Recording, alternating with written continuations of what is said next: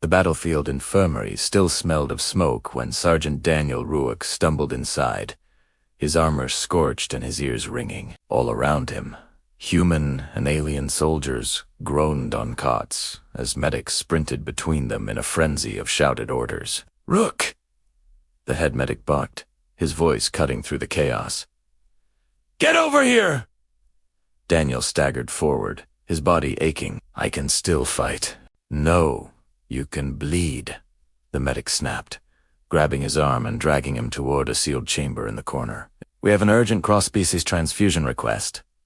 Daniel blinked, confused. "Cross-species? That almost never works." "Correct," the medic said grimly, his face tight with stress. "But she'll be dead in minutes if we don't try." The chamber hissed open, and Daniel froze in his tracks. Inside, surrounded by flickering monitors, lay Princess Aranya of the Setheri Empire. He recognized her instantly. She was the figure whose capture or death could shatter the fragile ceasefire holding this entire region together. Her normally silver-blue skin was drained to a pale, ghostly gray, and her breathing was dangerously shallow. She took a plasma lance protecting her escorts, the medic explained, his voice low. "Half her blood volume is gone. Our scans show her genome has a 94% compatibility with human O-negative. You're our only match on the base."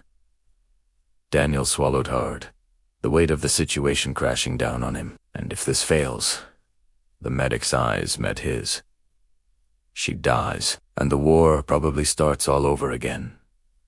He didn't hesitate for a second. "Hook me up."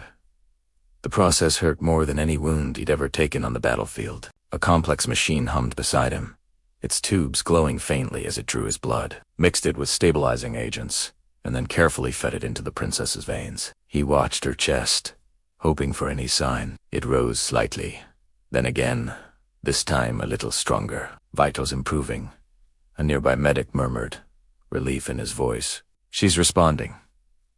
Daniel let out a breath he didn't realize he'd been holding before his vision started to dim. He slumped back against the chair, the world fading to black as exhaustion finally claimed him. He woke the next morning to a soft, melodic voice. "You are awake."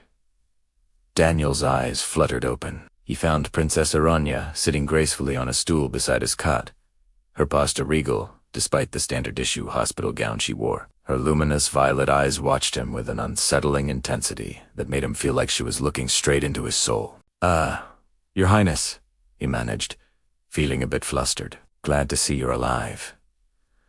She inclined her head, a gesture of pure elegance. "I live because you willed it so. My healers told me everything." "It was just a transfusion," Daniel said, a flush of embarrassment creeping up his neck. "Anyone would have done it."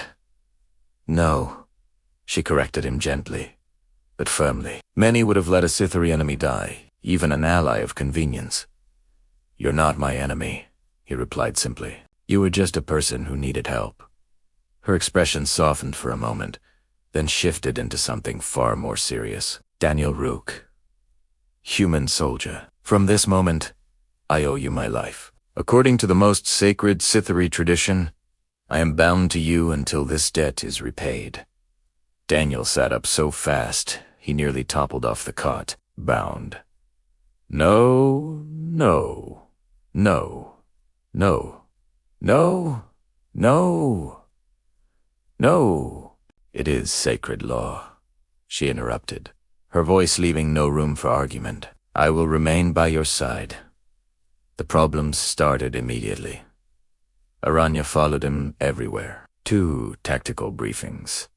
To the mess hall. Even to weapon maintenance checks she remained half a step behind him like a dignified, silver-blue shadow. Her royal guards protested loudly. His commanding officer just groaned and buried his face in his hands, and the diplomatic staff looked like they were on the verge of having simultaneous heart attacks. "Princess," Daniel whispered as they waited outside a high-level strategy meeting he wasn't even supposed to be near. "You really don't need to follow me like this." "I do," she said calmly, her violet eyes scanning their surroundings. "You carry my blood. I carry yours. We are connected now." He ran a hand through his hair in frustration. "It was a medical procedure, not a marriage." "Among my people," she said, tilting her head thoughtfully. The distinction can sometimes be subtle. Daniel choked on his own breath. Please don't say things like that in front of my commanding officer. She just blinked, genuinely confused. Why? Because he already thinks I'm in enough trouble as it is. News of the bond spread like wildfire across both armies. The rumors were wild. Some claimed Daniel had performed a forbidden ancient bonding ritual. Others said the princess had chosen him as her personal protector. A few of the more imaginative theories even suggested a secret political union was in the works. 4 weeks. She refused to leave him. She trained with him in the combat simulators. She ate with him in the noisy mess hall, and she even stood guard outside his quarters at night. A silent, unmovable sentinel. And strangely, he found himself growing accustomed to her presence. He began to appreciate her quiet confidence, her sharp intellect, and the way she observed every mundane human activity with a mix of curiosity and genuine awe. One night, as they stood watch together under the dim lights of the perimeter wall, she spoke softly, her voice barely a whisper against the hum of the energy shields. When the plasma lance struck, I thought I would die, she said, her gaze distant. I felt cold, and so alone. Then your blood reached me. It was warm. She placed a hand over her heart. It still is. Daniel felt a heat rising to his own cheeks. I'm just glad it worked, Your Highness. She looked at him, then really looked at him, with an expression that went far beyond gratitude. You saved me, she whispered. Not for politics, not for strategy. You did it simply because you could not bear to let another being die, even one you were technically at war with. Her voice trembled slightly. Humans are extraordinary. Daniel rubbed the back of his neck, feeling awkward. We're just stubborn, is all. I prefer noble, she countered with a small smile. A comfortable silence settled between them. The tension was gone, replaced by a quiet understanding. Finally, Aranya straightened, her regal composure returning. When I repay my life debt, I will be the one who chooses how it is repaid.